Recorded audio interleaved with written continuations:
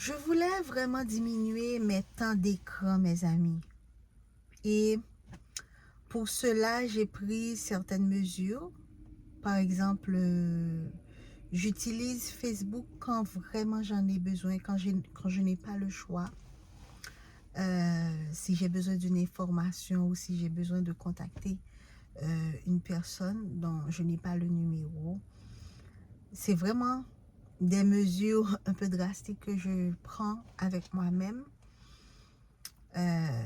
Parce que en vivant seul, on a cette tendance à passer du temps à scroller tout et tout.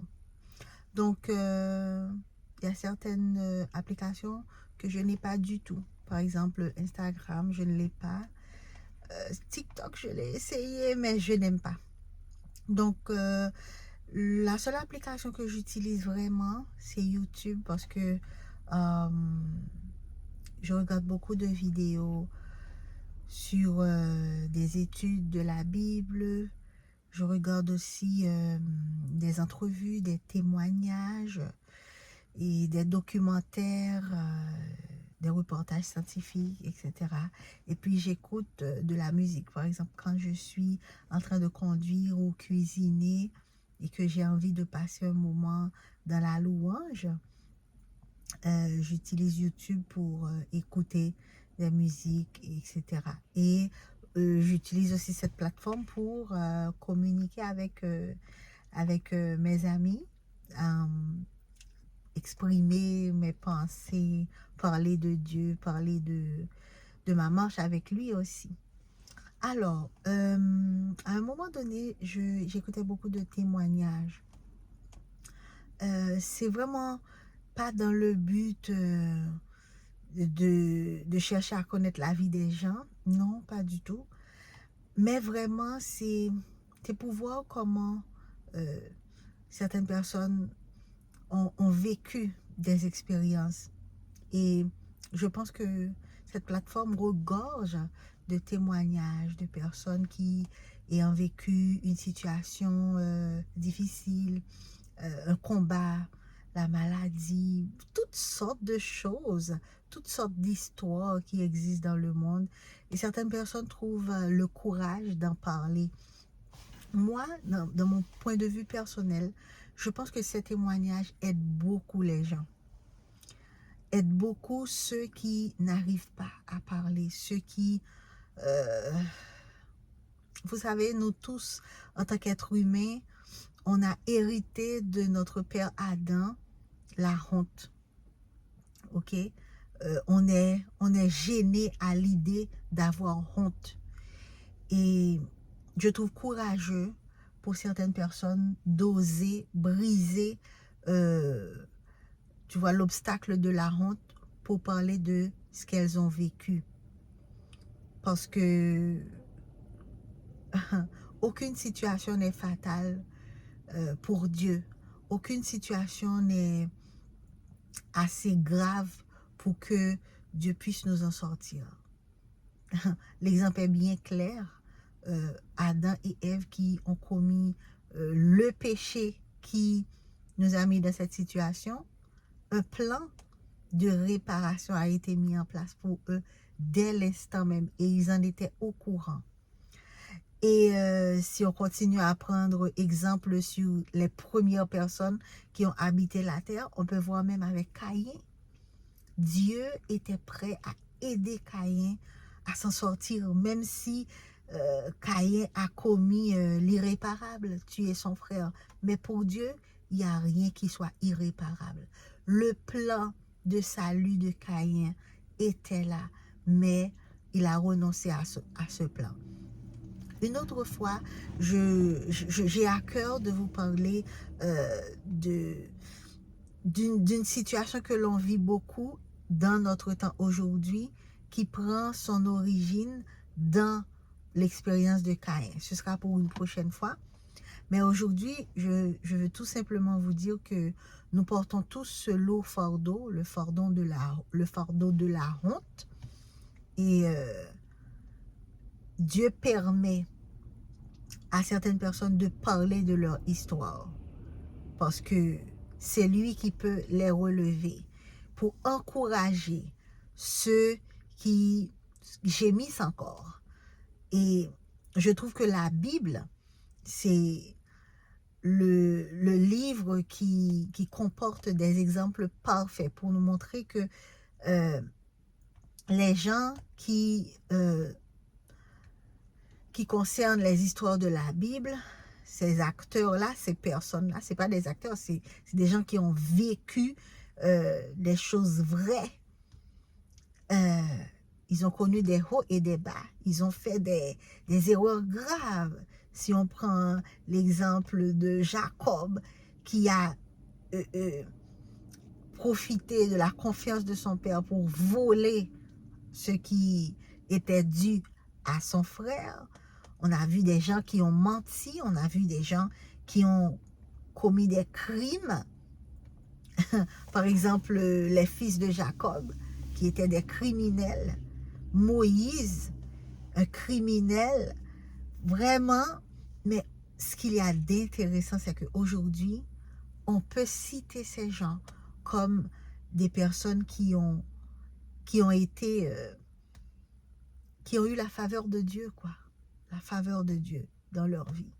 Et du coup, aujourd'hui également, il y a beaucoup de témoignages de gens qui ont vécu des situations vraiment compliquées, qui ont commis des choses graves, mais qui sont revenus à Dieu. Dieu leur a fait grâce de le connaître.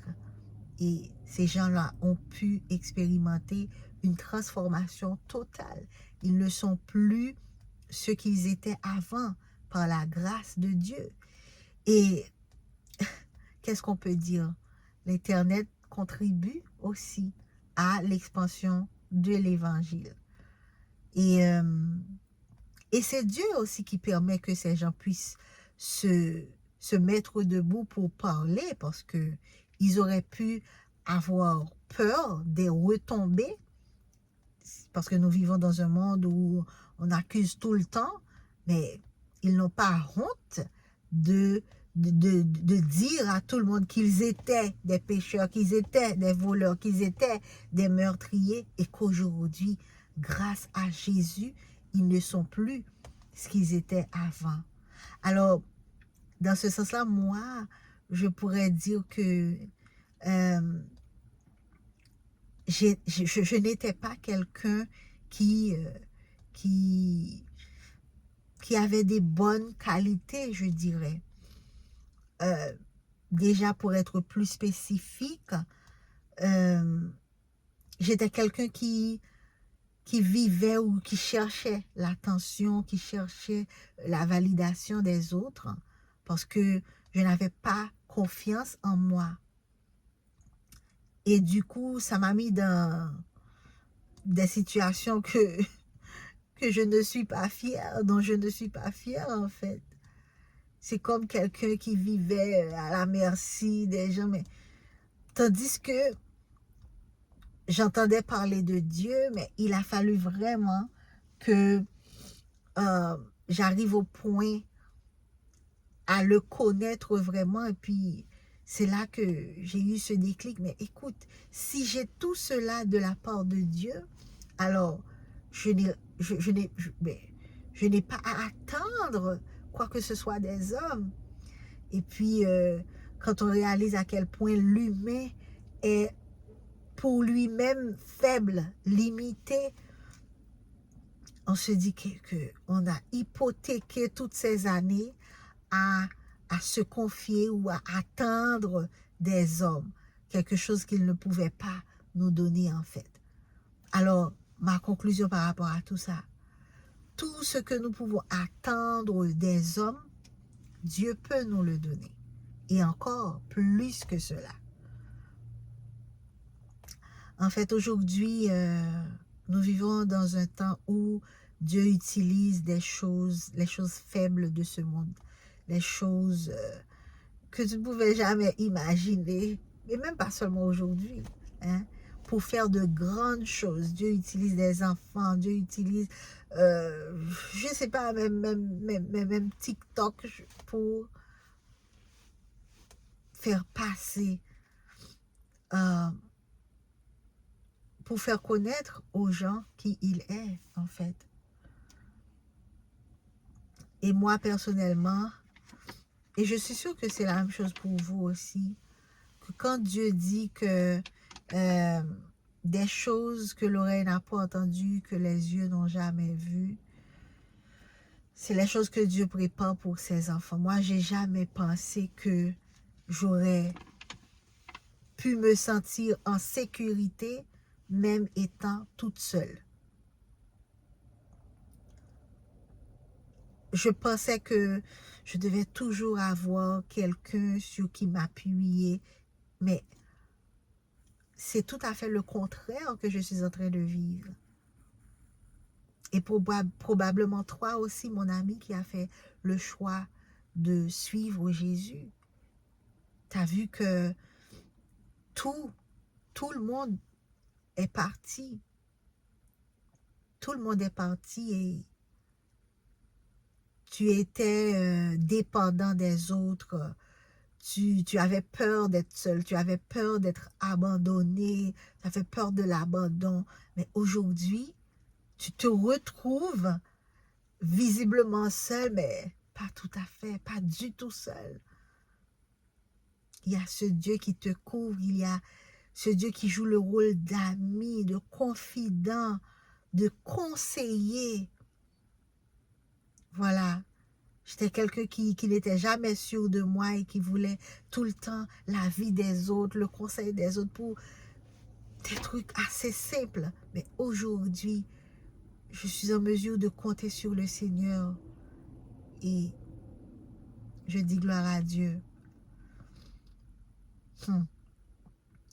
Et l'une des choses que Dieu a fait pour moi, c'est, en tout cas, pour tous ceux qui le choisissent, hein, pour tous ceux qu'il a mis à part, Dieu ouvre notre curiosité.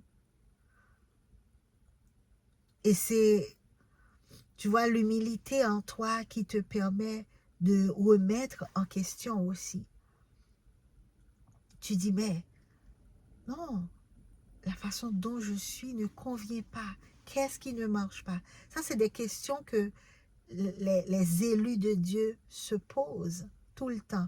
Parce que notre modèle, notre standard, c'est Jésus, ce que Jésus a dit. Je me souviens, j'avais un livre que j'ai perdu malheureusement.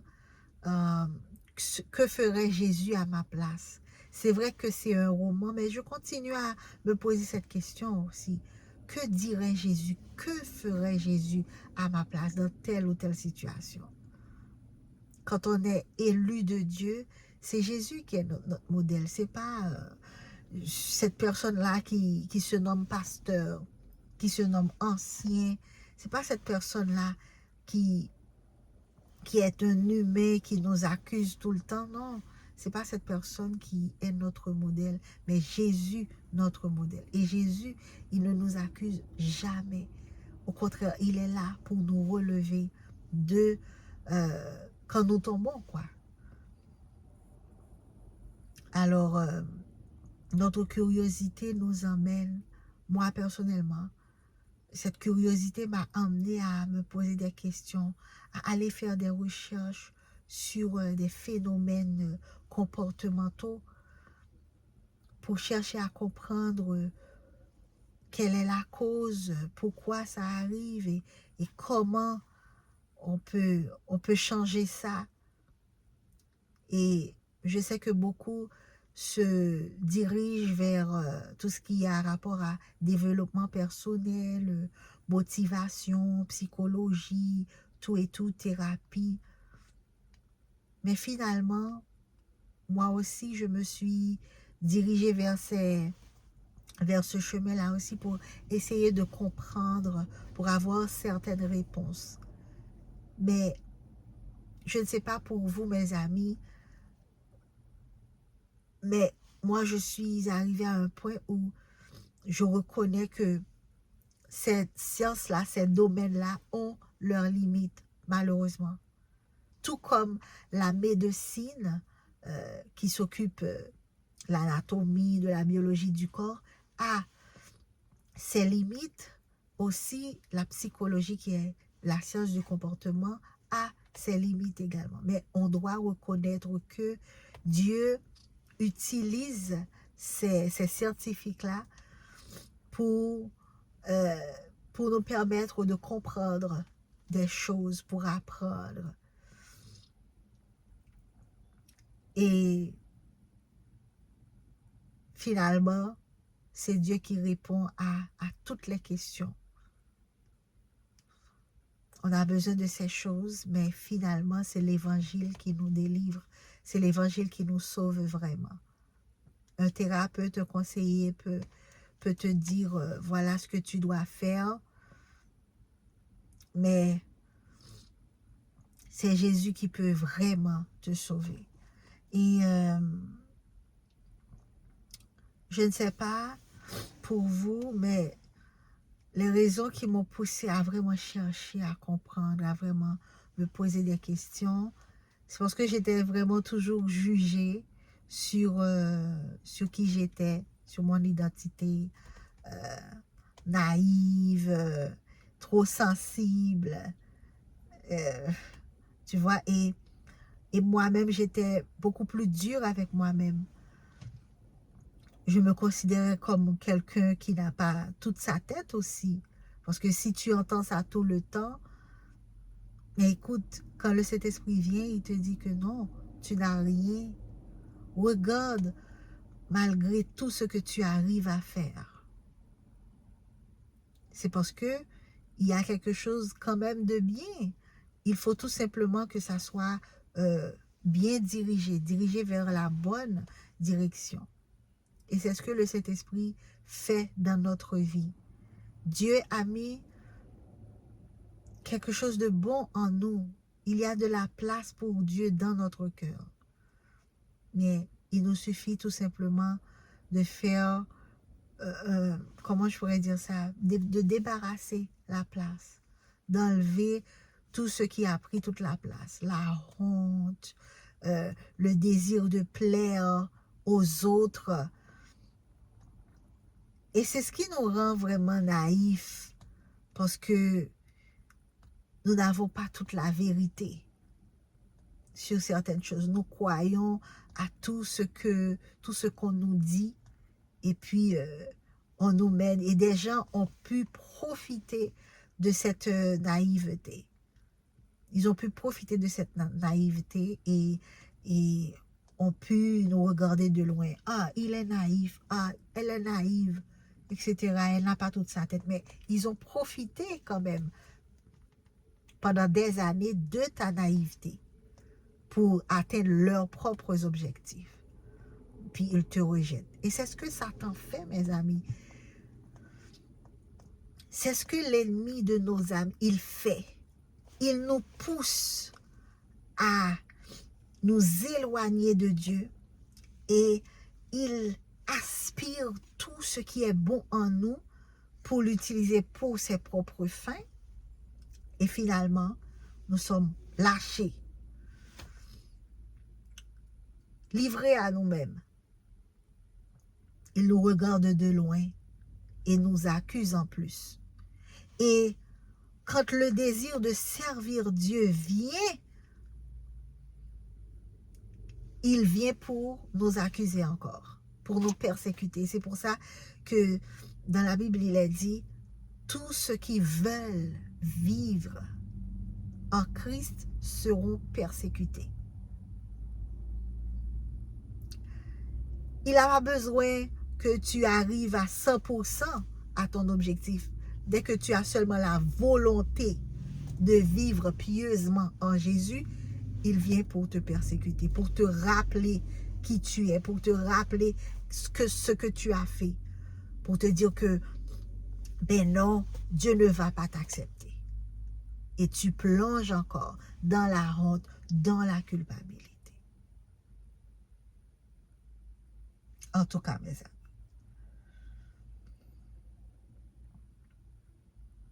la vérité, Jésus, il t'a croisé.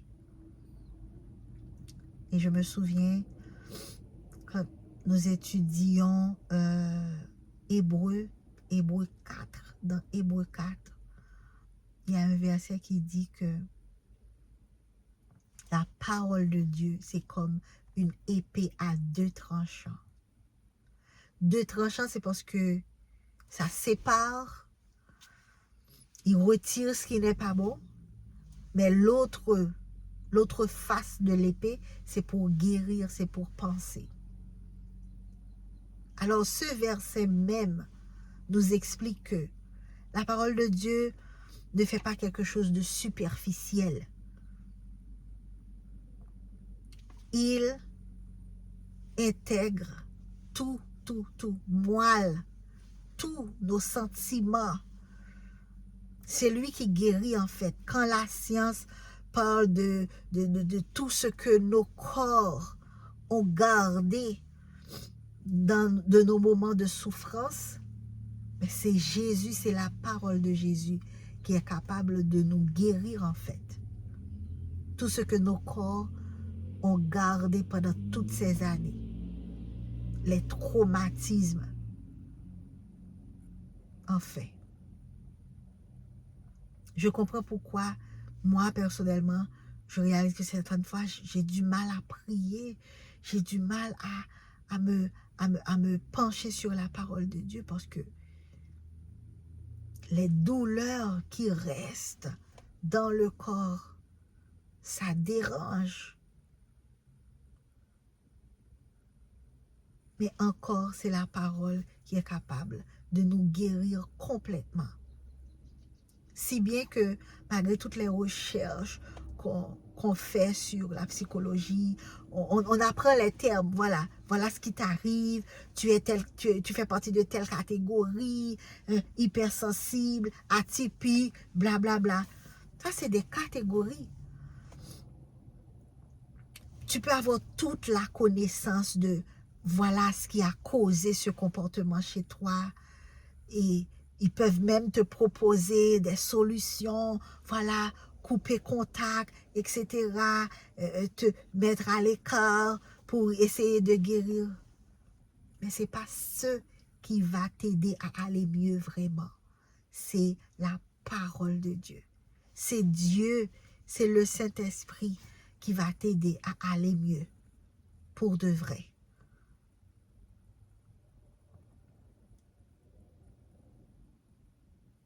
C'est Dieu qui va changer l'environnement de ta vie. Il va changer ta compréhension des choses.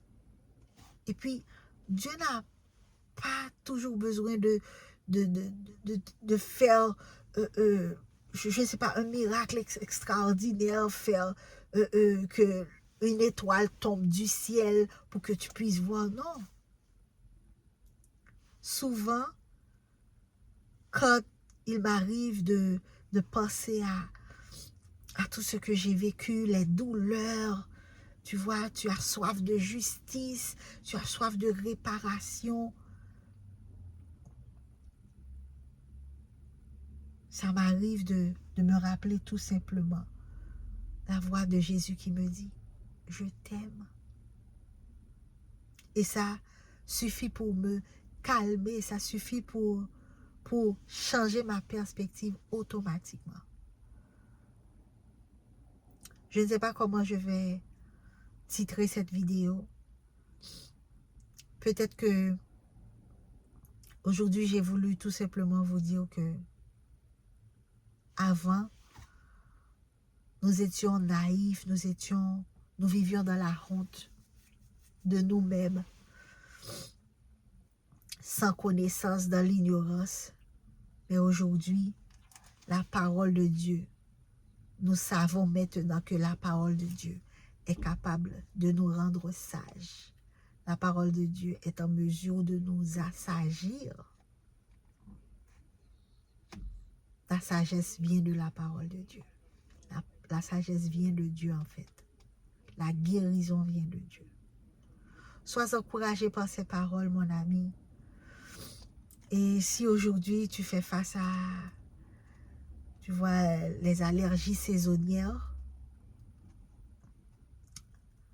c'est difficile, hein, d'avoir le nez, toute cette partie qui qui gratte. Il y a le thym qui aide beaucoup. Moi, ce matin, j'ai fait une infusion de thym.